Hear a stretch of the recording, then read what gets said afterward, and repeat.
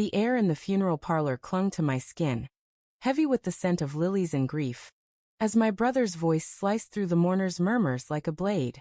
"You don't deserve it, Ethan," he hissed, his face inches from mine, eyes wild with a desperation I'd never seen. "Sign it over. Now." I stood frozen, the weight of my parents' caskets behind me, their absence a fresh wound. My wife, Clara, lingered a few steps away, her hand brushing my arm in what I thought was comfort.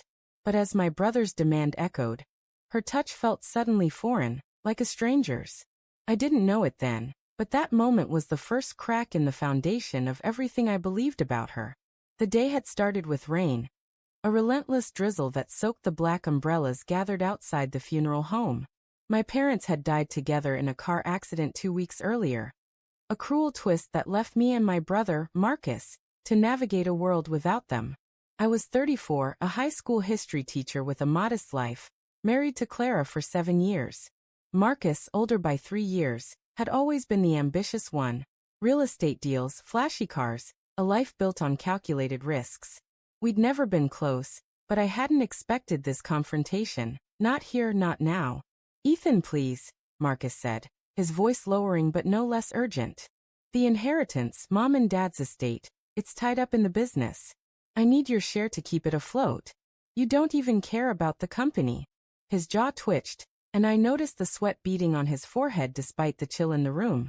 I glanced at Clara, expecting her to step in, to tell Marcus to back off. Instead, she looked down, her fingers twisting the strap of her purse. Her silence was a splinter under my skin. "Marcus, this isn't the place," I said, my voice unsteady. "Can we talk about this later?" "No. It has to be now." He thrust a folded document toward me, a pen clipped to its edge. "Sign it, or we lose everything." The mourners around us pretended not to notice, their eyes fixed on the floral arrangements or the polished wood of the caskets. I felt their glances anyway, sharp and judgmental. My chest tightened, a mix of grief and something darker, doubt. Why was Clara so quiet? Why wasn't she at my side, her usual fierce self, ready to shield me from Marcus's aggression? "I need time to think," I said, pushing the paper back. Marcus's face hardened, but he didn't press further. He turned and stalked toward the exit, leaving me with the weight of his words and Clara's unsettling stillness. That night, in our small suburban home, the silence between Clara and me was louder than any argument. We sat at the kitchen table, the remnants of a takeout dinner between us. The clock ticked too loudly, each second a reminder of the distance growing in the space where trust used to be. "Clara," I finally said, my voice barely above a whisper, "why didn't you say anything today? When Marcus cornered me, you just stood there." She looked up, her green eyes catching the dim light. For a moment, I saw the woman I'd fallen in love with, fierce, witty, the one who'd laughed with me over late-night coffee and held me through my insecurities. But her expression shifted, guarded, like a door quietly closing. "I didn't know what to say," she murmured. "It's your family, Ethan. I didn't want to interfere." "That's never stopped you before." My words came out sharper than I intended, and she flinched. "You've always had my back. Why not today?"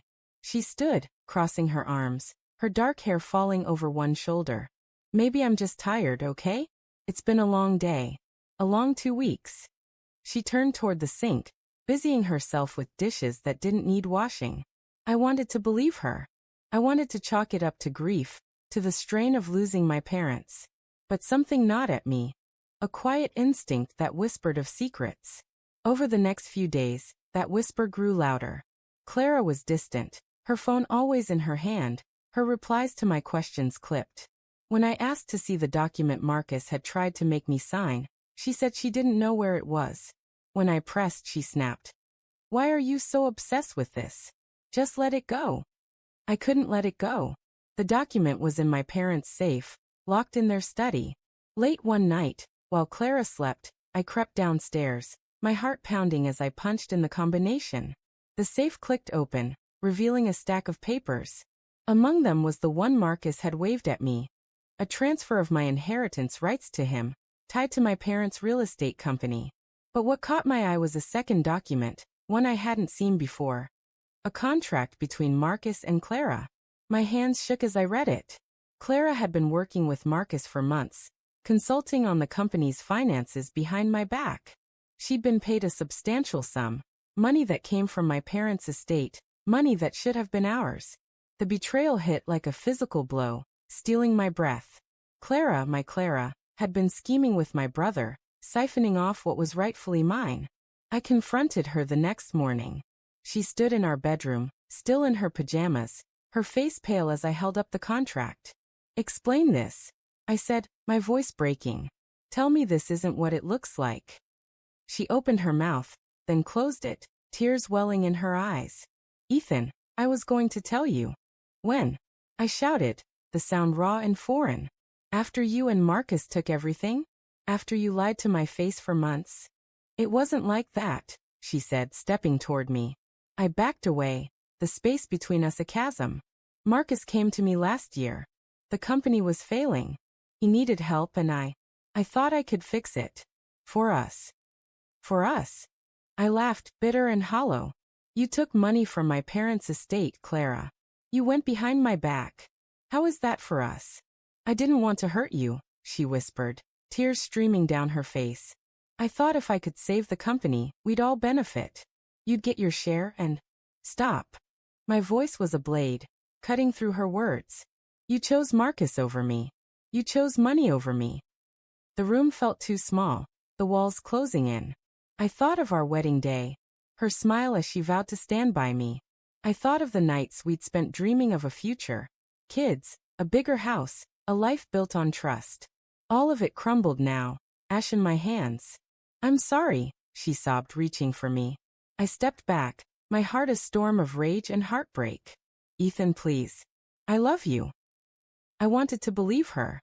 God, I wanted to. But love couldn't undo the lies, couldn't rebuild the trust she'd shattered. "I need time," I said, my voice barely audible.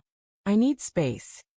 I left that day, staying with a friend, the weight of her betrayal a constant ache. Days turned into weeks, and I wrestled with what to do. Marcus called, offering apologies laced with excuses, but I ignored him. The inheritance was frozen, tied up in legal battles, but I didn't care about the money anymore.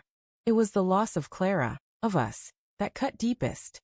One evening, as I sat alone in my friend's guest room, Clara texted me a single line. "I never meant to break us."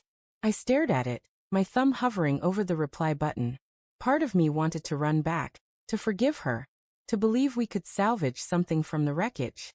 But another part, the part that had seen her silence at the funeral, the part that had read the contract, knew better. I didn't reply. Instead, I deleted her message, my finger trembling as I did. The rain started again outside, a soft patter against the window, and I let myself cry, for my parents, for the brother I'd never truly known, and for the wife who'd become a stranger. The future was uncertain. A blank page I'd have to write alone.